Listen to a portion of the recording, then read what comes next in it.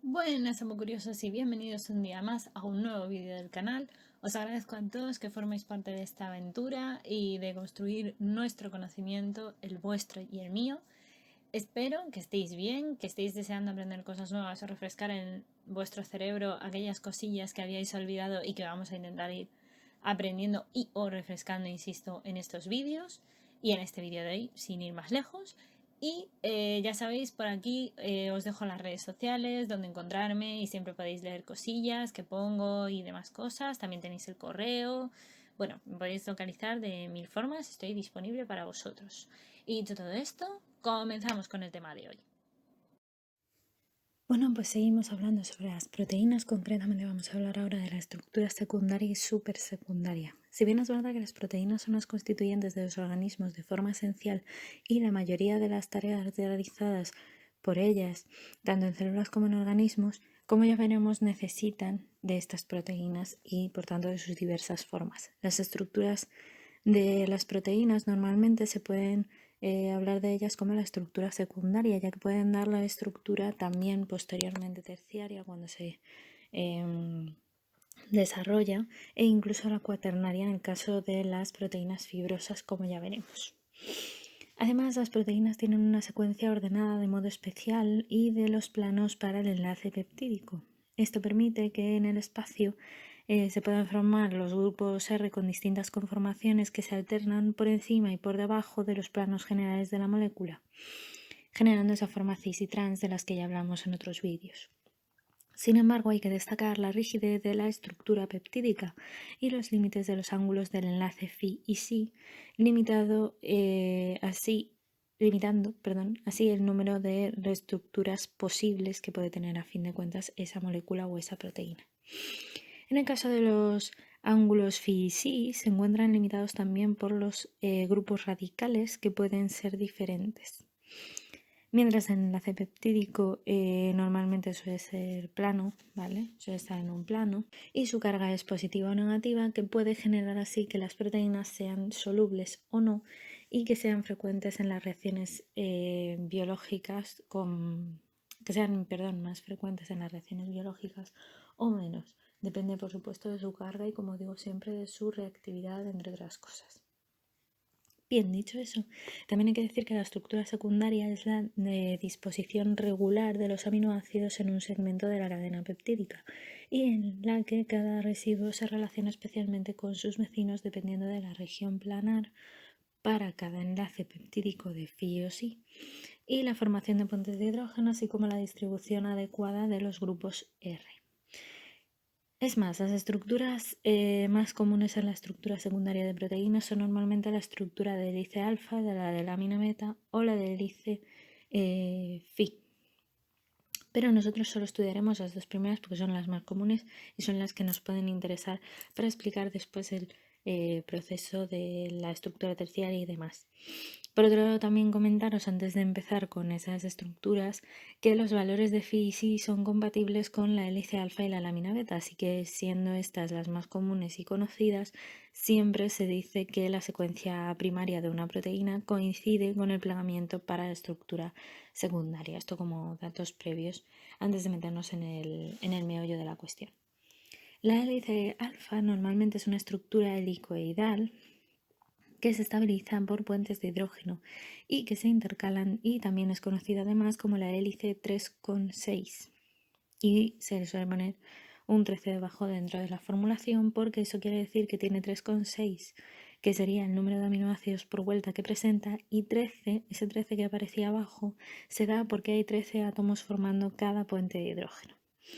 Si bien es verdad que también suele tener de 5,4 Armstrongs o 0,54 nanómetros de distancia entre cada una de las vueltas, y esta estructura de hélice alfa es muy importante en la biología y en la vida porque además de ser una estructura secundaria tiene un giro de extrógiro, lo cual ayuda a que se pueda plegar casi siempre hacia la derecha.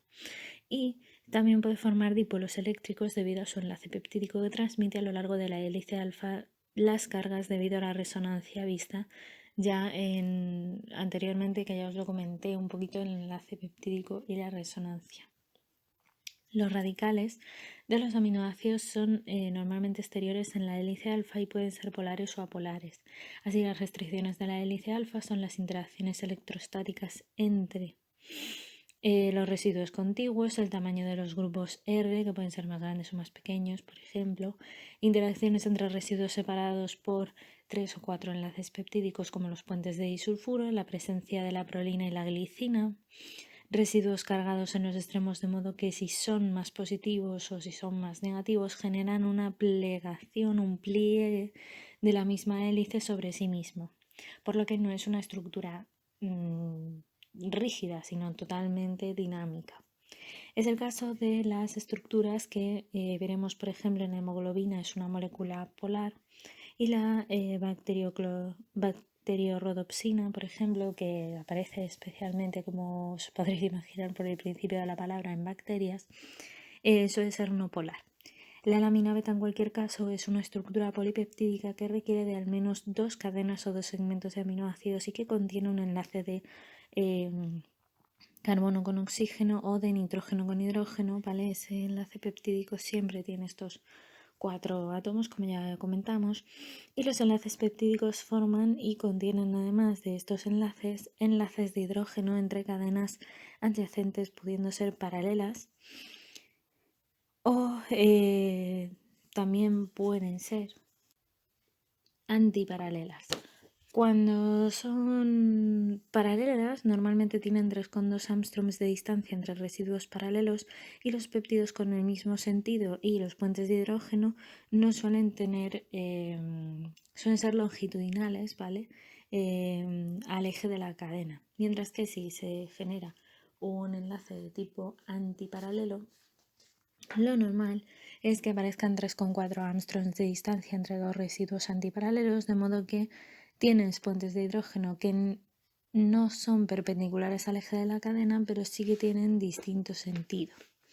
Si bien en el anterior, como he dicho, sí que no eran perpendiculares al eje de la cadena, pero en este caso sí, pues de ahí estas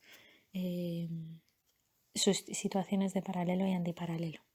En todas esas estructuras secundarias hay bucles o giros que conectan péptidos o cadenas, de modo que los grupos R, que se alternan de modo que se sitúan por encima y por debajo, como decía, de la lámina, se exponen hacia afuera.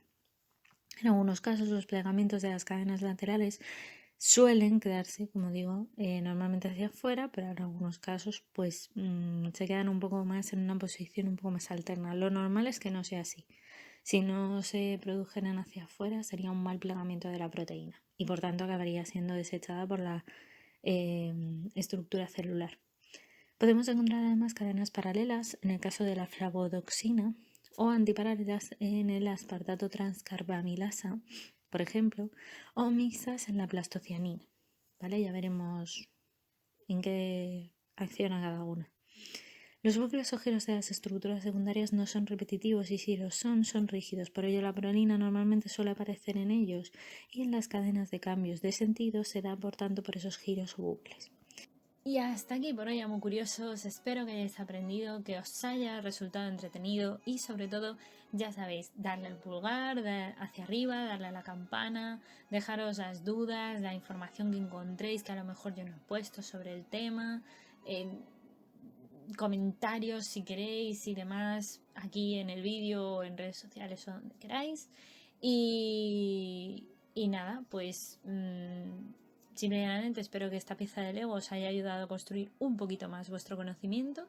Y ya sabéis, nos leemos por redes sociales, nos vemos en el próximo vídeo. Muchas gracias. Ya sabéis que podéis compartir vuestro conocimiento siempre con todo el mundo. Y nada, que la ciencia y la fuerza os acompañe.